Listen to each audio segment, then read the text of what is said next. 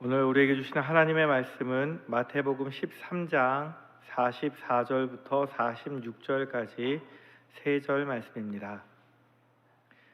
우리 같이 읽도록 하겠습니다. 천국은 마치 밭에 감추인 보화와 같으니 사람이 이를 발견한 후 숨겨두고 기뻐하며 돌아가서 자기의 소유를 다 팔아 그 밭을 사느니라. 또 천국은 마치 좋은 진주를 구하는 장사와 같으니 극히 값진 진주 하나를 발견하매 가서 자기의 소유를 다 팔아 그 진주를 사느니라. 아멘. 조선 후기 때 시인 조수삼의 문집 추제집에 실려 있는 이야기입니다. 조선 시대에 이씨 가문이 있었습니다. 대대로 부자로 살았습니다. 그런데 아들, 손자, 증손자, 그 다음에 현손까지 내려가면서 점점 가세가 기울었습니다. 그래서 어려움을 면하기 위해서 마지막 손자였던 이 씨가 한양에 있던 자기 집을 홍씨라는 사람에게 팔게 됩니다.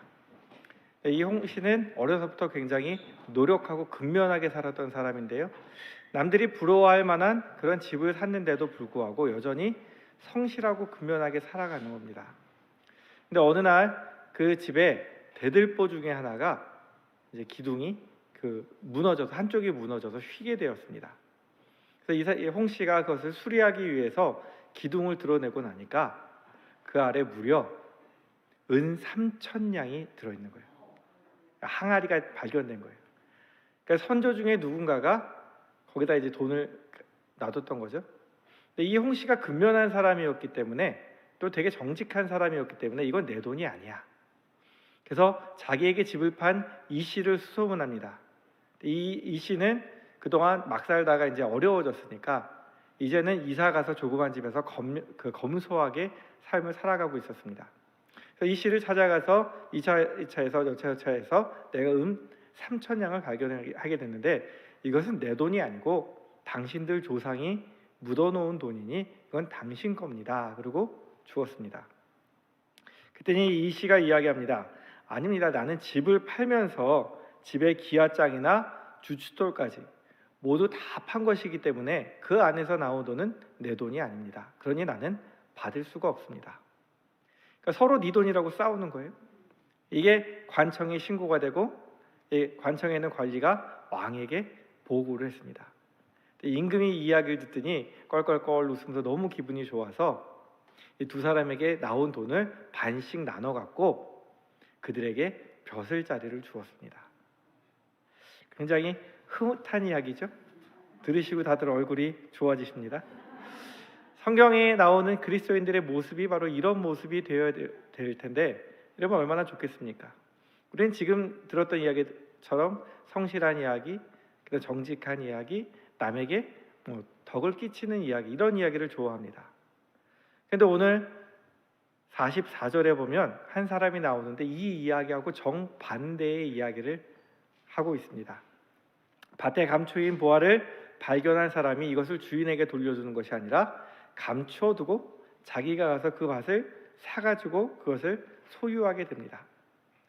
어떤 사람들은 이 이야기를 들으면서 실망하는 사람들이 있습니다. 실망하는 사람들의 특징은 밭에 감추인 보화가 아니라 밭을 산 사람의 정직성에 대해서 시험에 듭니다. 이 보물의 소유권이 누구에게 있을까요? 앞서 말했던 것처럼 집을 판 사람이 갖고 있을까요? 아니면 집을 산 사람이 갖고 있을까요? 명확하지가 않아요. 누구 소유인지 해석하기 나름입니다. 오늘 말씀해 보면 한 사람이 나오는데 이 사람이 부유한 사람은 아닙니다. 왜냐하면 남의 소작농을 하는 사람입니다. 그러니까 가난한 사람이에요. 그러니까 다른 사람에게 밭을 빌려서 소작농으로 일하는데 일하는 도중에 밭에서 보화를 발견하게 됩니다. 고대 근동 지방에서는 이 보화를 발견한 이야기가 굉장히 많이 나온다고 합니다. 근데 이 감추인 보물, 당시 돈을 가장 안전하게 보관하는 방법은 땅을 파고 묻어두는 거예요. 주로 이런 일이 언제 일어나냐면 전쟁 때 많이 일어납니다. 땅을 파고 돈을 묻어뒀는데 전쟁이 나서 이 집 주인이 살아있으면 다행인데 죽게 되면 어디 있는지 아는 사람이 있습니까? 없습니까? 아무도 몰라요. 며느리도 몰라요. 그러니까 이게 있는지 없는지도 몰라요. 그러다 밭을 갈다가 발견을 하게 되면 발견하는 사람이 임자인 거예요. 그래서 이것을 대한 소유권의 문제를 어떻게 해결을 하냐면 이 밭을 팔았던 사람은 자기가 팔았던 밭에서 보물이 나오면 그 소유권을 주장할 수 없습니다. 왜냐하면 그 보물이 있었는지 없었는지 몰랐기 때문에. 결국은 자기 것이 아니란 이야기죠. 그래서 그것을 산 사람이 소유권을 갖게 되어 있습니다. 반면 이 보물을 발견했는데 다른 사람이 발견했어요. 그래서 주인에게 알려줬으면 그 소유권은 누구에게 있냐면 그 밭의 주인인 주인에게 있습니다. 그리고 주인은 그 중에 일부를 이제 보상으로 제시하면 되는 겁니다. 오늘 밭에 그 보물을 발견한 사람이 있어요. 이것을 주인에게 알려주면 일부분은 받겠지만 내게 아니에요. 이 소장농은 어떻게 하냐면 자기의 모든 것을 다 팔아서 이것을 자기가 사게 됩니다. 왜냐하면 이것을 알고 있었느냐 모르고 있었느냐가 굉장히 중요한 부분이기 때문에 어차피 주인은 모르는 상황이 그 사람 게 아니에요. 그러니까 이 사람이 사게 됩니다. 자, 이 이야기를 보면서 어떤 사람들은 예수님이 어떻게 저런 이야기를 하시지? 정직하지 않게 저렇게 행동하는 이야기를 하시지라고 이야기를 하지만 과연 이 일로 인해서 주인이 피해를 봤을까요? 안 봤을까요? 저는 보지 않았다고 생각합니다. 왜냐하면 주인이 농사를 짓는 사람이었다면 이 남들에게 소작을 주는 땅은 좋은 땅일까요? 나쁜 땅일까요? 좋지 않은 땅이 분명합니다. 좋은 땅이었으면 자기가 농사를 짓죠. 그러니까 남들에게 빌려주는 땅, 그러고 나서 일부를 세를 받아요. 그리고 자기는 좋은 땅을 농사를 지어요. 이 소작농은 자기가 땅이 없기 때문에, 돈이 없기 때문에 그 밭에서 돌을 골라내고 나무를 골라내고 그러면서 어렵게 농사를 짓습니다. 근데 어느 날 갑자기 소작농이 오더니 별로 자기가 관심이 없던 그 땅을 사겠다라고 이야기를 합니다. 그럼 주인이 무슨 생각을 할까요? 보물이 있을까 없을까 생각은 잘 안 합니다. 왜냐하면 보물 나오는 것이 흔하지 않기 때문에. 그럼 내가 계속 소작료를 받는 것이 유리할까? 아니면 저 땅을 좋은 값에 팔아서 내가 갖는 것이 유리할까? 그럼 주인이 팔았다는 이야기는 소작을 받는 것보다, 소작료를 받는 것보다 땅을 파는 게 더 이익이라고 생각했으니까 팔았던 겁니다. 그러니까 주인은 굳이 손해볼 것이 아무것도 없습니다. 내가 농사를 짓자니 농사 짓기 힘든 땅이고 소작료를 받다니 그 좋은 땅이 아니라서 얼마 받지도 못하는 땅인데 제 값을 다 주고 오히려 후하게 쳐주고 사겠다고 이야기하는 거예요. 주인 입장에서 얼마나 좋겠습니까? 그래서 그것을 팔았습니다. 근데 나중에는 배가 아프죠? 뭐가 나왔어요? 보물이 나왔어요. 그러나 주인 입장에서는 손해볼 것은 하나도 없습니다. 원래 자기가 갖고 있었다 할지라도 농사지을 땅도 아니었고 보물이 있는지도 모르고 자기가 죽었을 땅이기 때문에 주인 입장에서는 큰 문제가 없는 땅입니다. 그래서 탈무드에 보면 이 보물을 발견한 이야기가 여러 종류가 나오는데요. 첫 번째 특징은 무엇이냐면 그 보화를 발견했을 때 그 보화가 하나님이 주신 경건의 보상이라는 것, 그런 의미가 있습니다. 그래서 탈무드에 보면 유대의 아바 유다라는 사람이 있었습니다. 이 사람이 경건해서 다른 사람들을 돌보고 성자들을 돌보고 랍비들을 돌보는 일들을 자주 하고 즐거워해요. 어느 날 자기 주변에 어려운 랍비가 있다는 이야기를 듣고 고민하다가 자기 밭에 반을 팔아서 그 랍비를 도와줍니다. 대단한 사람이죠. 근데 아내와 함께 이제 그렇게 하고 이 랍비가 축복을 해줍니다. 그리고 남은 땅 반에서 농사를 짓다가 보물을 발견하게 됩니다. 그리고 이것이 하나님의 축복이라고 이야기합니다. 그러나 대부분의 탈무드에서는 두 번째 경우에 불로소득으로 얻은 이 재물은 보물은 결국 그 사람을 망친다는 교훈을 하고 있습니다. 왜냐하면 우리가 로또 당첨된 사람들이 행복하지 못하고 나중에 몇 년 지나지 않아서 망해 있는 모습들을 많이 보게 됩니다. 왜냐하면 자기가 감당하지 못할 재물을 어느 순간에 얻게 되면 사람이 씀씀이가 달라지고 그러다 보면 절제를 못해서 결국은 방탕해져서 망하게 되어 있습니다. 이런 면에서 예수님께서 이 비유를 이야기했을 때 많은 사람들이 그렇구나 그냥 그러고 들을 수 있는 일반적인 비유였습니다. 예수님께서 오늘 말할 때에 강조하시고자 하는 것은 무엇이냐면 이 보화를 발견했던 사람이 도덕적이거나 양심적이어야 된다는 이야기를 하시는 것이 아니고 천국의 가치가 밭에 감추인 무엇과 같다고요? 보화와 같다. 만약 여러분들이 어떤 일들을 하다가 굉장히 중요한 것을, 굉장히 소중한 것을 발견했습니다. 여러분들이 시장에 갔다가 아니면 골동품 상점에 갔다가 아주 좋아 보이는 것을 발견했습니다. 그럼 그걸 사겠습니까? 안 사겠습니까? 그 가치를 모르는 사람은 사지 않지만 그 가치를 아는 사람은 반드시 사게 되어 있습니다. 예수님께서 천국은 마치라고 이야기하면서 밭에 감추인 보화를 발견한 사람이라고 이야기하지 않고 밭에 감추인 보화와 같다고 이야기를 하십니다. 그 이야기는 예수님이 하시고자 하는 얘기는 숨겨진 보물의 가치가 중요하다는 이야기를 하시는 거예요.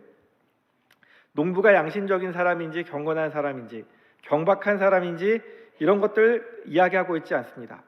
다만 예수님께서 말씀하시는 것은 이 농부가 어떤 사람이었든지 간에 보물을 발견했을 때 이 보물의 가치를 깨닫고 나니까 이 사람의 행동이 변합니다.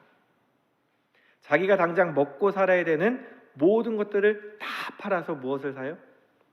그 밭을 사게 됩니다. 왜냐하면 내가 가진 모든 것보다 이 밭의 가치가, 이 보물의 가치가 훨씬 더 크기 때문입니다.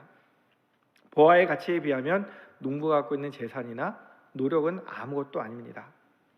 오히려 밭의 보화의 가치로만 본다면 이 농부가 평생을 노력해도 자기 모든 것 다 팔아도 그 보물을 살 수 없는 정말 귀중한 것입니다. 여기서 우리가 깨달아야 될 것이 무엇이냐면 것으로 내가 노력하는 것으로 나의 공로로 살 수 있는 것이 아니라는 사실입니다. 이 농부가 열심히 일했다고 해서 그 보화를 가질 수 있을 자격이 없어요. 하나님이 발견하게 하신 거예요. 하나님이 가질 수 있도록 하신 거예요. 하나님이 우리에게 주시지 않았으면 우리는 천국을 발견할 수도 없었고, 내가 열심히 교회 봉사했다고 해서, 내가 열심히 헌금했다고 해서, 내가 열심히 기도했다고 해서 천국에 갈 수 있는 것이 아닙니다. 하나님이 은혜로 들어갈 수 있도록, 우리가 그것을 소유할 수 있도록 주시지 않았으면 불가능한 일입니다. 그런데 보화를 발견한 농부의 가장 큰 장점은 이 보화의 가치를 알아봤다는 거예요. 내 전 재산을 팔아도 절대 손해보지 않는다는 것을 알았기 때문에 이는 자기 재산을 다 팔았습니다. 아마 사람들에게 나중에 정직하지 못했다는 이야기를 들을 수 있었지만 그거보다 이 보화의 가치가 훨씬 크다는 것을 알았기 때문에 자기의 모든 평판과 모든 것을 걸고 이 보물을 소유하려고 노력했습니다. 여러분들은 주님이 주신 복음의 가치를 알고 있습니까? 우리가 가진 것을 모두 다 포기한다 할지라도 천국을 소유하고자 하는 그런 마음은 있으십니까? 하나님이 우리에게 영생이나 선물을 주시고 싶으신데 그 값이 얼마나 비싼지 우리가 치룰 수가 없기 때문에 공짜로 주기 원하셨습니다. 근데 그 복음의 가치를 알지 못하는 사람은요, 줘도 싫다고 이야기합니다. 왜 내가 그것을 받아? 내가 한 것도 없는데, 내 것도 아닌데, 난 싫어. 난 예수 믿기 싫어. 천국 안 가도 돼. 또 어떤 사람들은 이야기합니다. 하나님께서 영생을 주셨지만 얼마나 그것이 가치가 있는지 모르기 때문에 그것을 귀하고 소중하게 생각하지 않습니다. 그냥 준다니까 받기는 했지만 별로 관심이 없기도 합니다. 그런데 주님은 복음의 가치를 깨닫는 사람은 무슨 수를 써서라도 그것을 얻기 위해 노력한다라고 말씀합니다. 그런데 어떤 사람들은요 이렇게 얘기해요. 야, 내가 평생 예수 모르고 살았는데 죽을 때 다 돼서 지금 믿으라 그러면 부끄럽게 내가 어떻게 교회를 나가? 차라리 안 가. 천국 안 가도 돼. 이렇게 이야기하는 사람들이 있고요. 또 한편은 평생 예수를 믿었지만 내가 교회를 다녔지만 아직도 봉사 제대로 못하고 헌금도 제대로 못하고 하나님 위해서 많은 일들 하지 못했는데 내가 천국에 갈 자격이 있는지는 모르겠어. 한편으로는 예수님을 부정하거나 한편으로는 내가 한 것이 없어서 복음을 받아들이지 못하고 있는 사람들이 있습니다. 부끄럽다고 천국 안 가고 지옥 가실 겁니까? 내가 열심히 한 것이 없다고 주님께서 나를 위해서 모든 죄값을 다 치러주셨는데 그것을 믿기만 하면 갈 수 있다고 얘기하는데 내가 신앙생활 열심히 못했기 때문에 천국과 영생을 포기하실 겁니까? 주님은 내 모든 것을 주고서라도 절대 살 수 없는 것을 하나님이 발견하게 하셨으니까, 하나님이 발견하게 하신 그 순간부터는, 그 가치를 깨달은 그 순간부터는 그것을 절대적으로 누구 것으로 만들어야 돼요? 내 것을 만들라고 말씀을 하셨습니다. 오늘 밭을 산 이 농부는요, 예수님의 십자가 우편에 달린 강도랑 똑같다는 생각이 듭니다. 그는 평생 악한 일을 했습니다. 주님을 위해서 뭔가 특별한 일을 한 적도 없습니다. 그는 경건하지도 않았고 그는 도덕적이지도 않았습니다.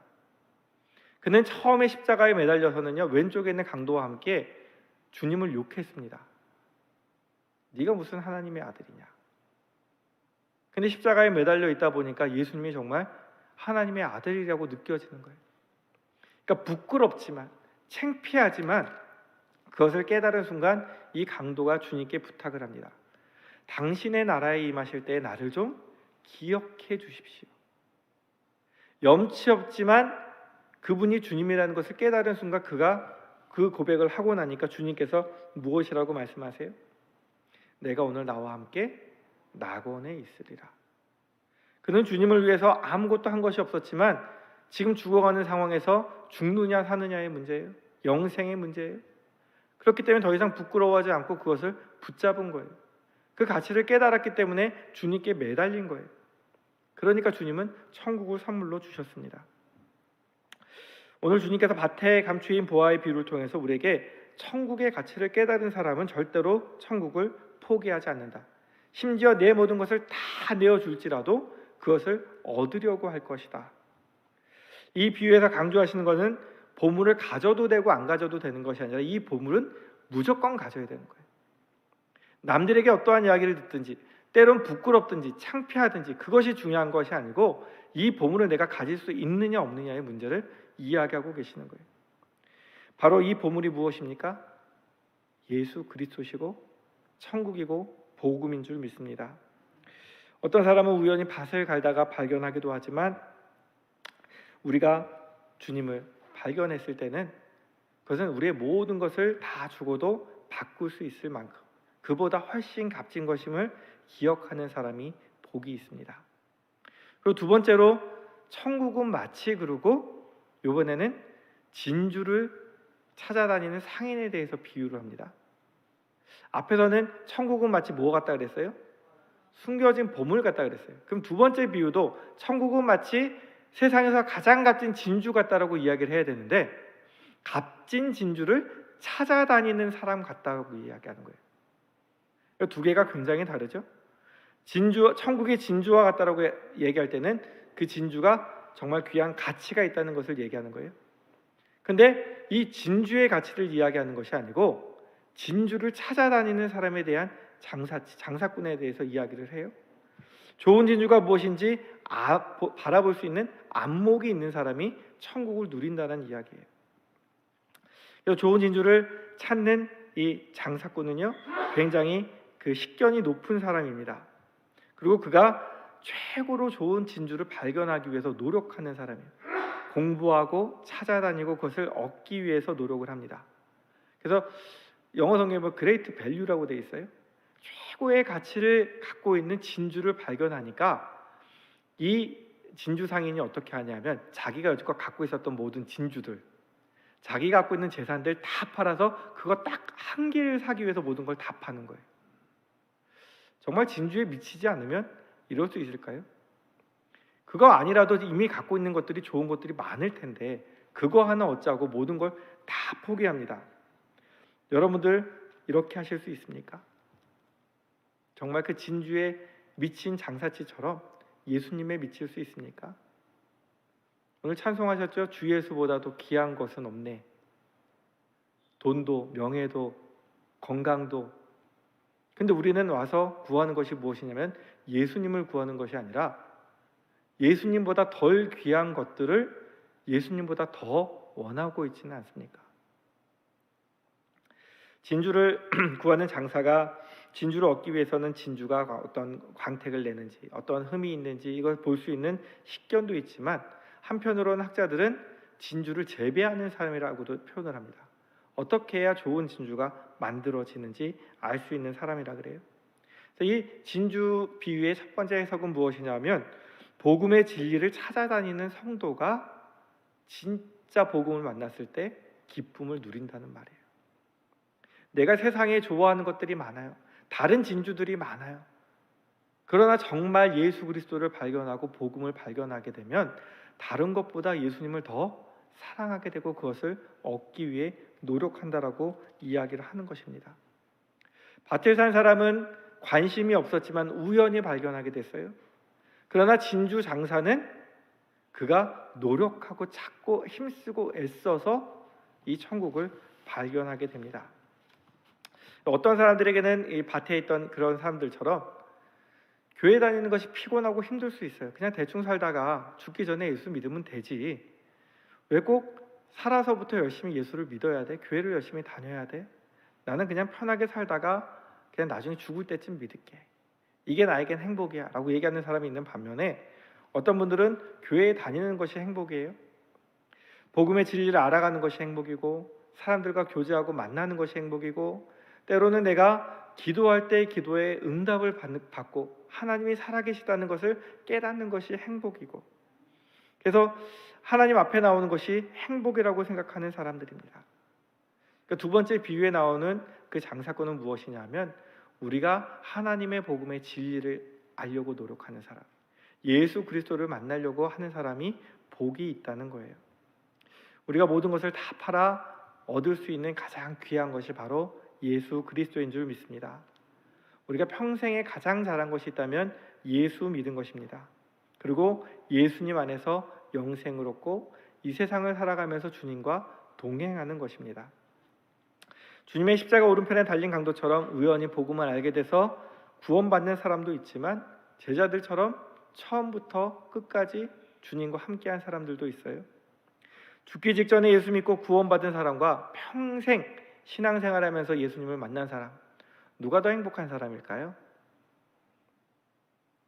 마음속으로 고민되시죠? 죽기 전에 예수님 만난 사람. 제가 예를 들어 보겠습니다. 1983년에 KBS에서 누가 이 사람을 모르시나요? 기억나십니까? 이산가족 찾기. 사랑하는 사람과 전쟁으로 헤어져서 평생을 따로 살다가 만나면서 우는데 그것을 보면서 모든 국민이 같이 울고 같이 기뻐해요. 이 사람의 행복이 얼마나 컸을까요? 그런데 평생 헤어져 있다가 몇십 년 지나서 죽을 날 다 돼서 만나는 사람이 행복한 사람입니까? 내가 사랑하는 사람과 평생 함께 산 사람이 행복한 사람입니까? 여러분들 만약 택하시라 그러면 전쟁으로 헤어져서 평생 따로 살다가 죽기 전에 만나고 싶으세요? 아니시죠? 주님과의 관계도 마찬가지입니다. 우리가 평생 주님을 모르고 살다가 죽기 전에 그것을 깨달은 사람보다 사랑하는 주님과 평생 함께 살아간 사람이 정말로 행복한 사람인 줄 믿습니다. 근데 오늘 핵심은 요 다음에 있습니다. 신학자들은 이 두 가지 비유를 또 다른 면으로 해석하기도 합니다. 첫 번째 감추인 보화에서 밭은 이 세상이고 농부는 하나님이시고 보물은 누굴까요? 우리예요. 하나님이 우리를 발견한 이후에 우리를 얻고 싶으셔서 하나님의 모든 것을 내어주신 거예요. 심지어 누구까지? 하나밖에 없는 아들의 생명까지 내어주시고 우리를 얻기 원하셨던 거예요. 이 진주 장사의 비유에서 사는 장사꾼이 누구냐면 하나님이세요. 그럼 최고로 값진 진주가 누구예요? 우리예요. 하나님은 우리를 얻기 위해서 모든 것을 내어주시고 우리를 하나님의 천국으로 데려가기를 원하셨던 거예요. 하나님 우리를 찾아다니시다가 우리를 발견하셨을 때 독생자 예수까지 내어주시면서 우리의 죄값을 치러주셨어요. 십자가 위에서 다 이루었다. 테텔레스타이, 죄값을, 대가를 다 지불했다라고 말씀하시면서 우리의 모든 것을 다 지불했으니까 이제 천국을 너에게 주겠다라고 말씀을 하시는 거예요. 좋은 진주를 아는 장사꾼이 자기의 소유를 다 팔아서 좋은 진주, 가장 좋은 진주를 사는 것처럼 하나님은 자기의 모든 것을 다 내어주시고 우리를 사기 원하셨습니다. 문제는 사람들은 모두가 죄인이라는 거예요. 우리 스스로는 자격이 없어요. 흠이 많고 하나님 앞에 의로운 것이 없습니다. 그러나 진주 구하는 이 장사가 최고의 가치를 알았을 뿐만 아니라 어떻게 해야 최고의 진주가 되는지 알고 생산했던 것처럼 하나님께서는 예수 그리스도의 보혈로 우리를 고치시고 최고의 진주로 만들고 싶어 하시는 거예요. 그럼 우리가 해야 될 일은 무엇일까요? 하나님께 내 자신을 맡겨드리는 겁니다. 하나님, 나는 할 수 없으니 하나님이 나를 변화시켜 주십시오. 나는 최고의 가치가 없지만 하나님께서 나에게 최고의 가치를 부여해 주십시오. 우리에게 최고의 보물은 예수 그리스도입니다.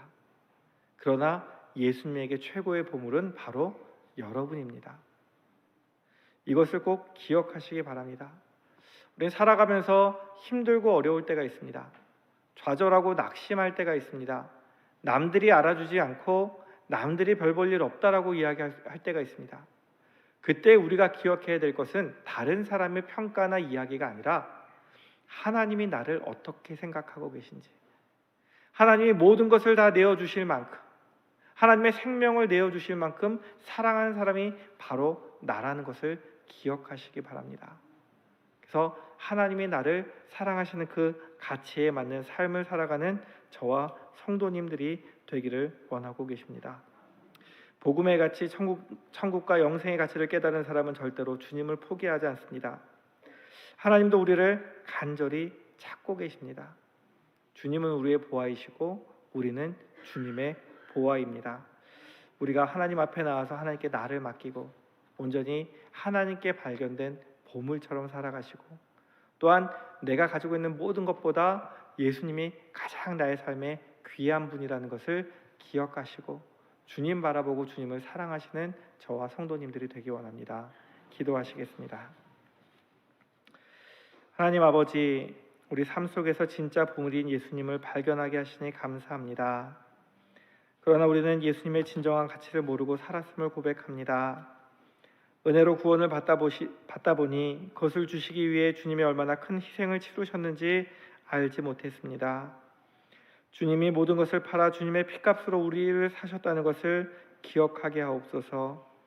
내 스스로에게 낙심하고 힘이 들 때 내가 주님께 얼마나 귀한 보물 같은 사람인지 기억하게 하시고, 나를 귀하게 보시는 주님을 기억하며 나도 이 세상 그 무엇보다 주님을 사랑하며 세상 무엇과도 주님을 바꾸지 않는 삶을 살아갈 수 있도록 인도하여 주옵소서.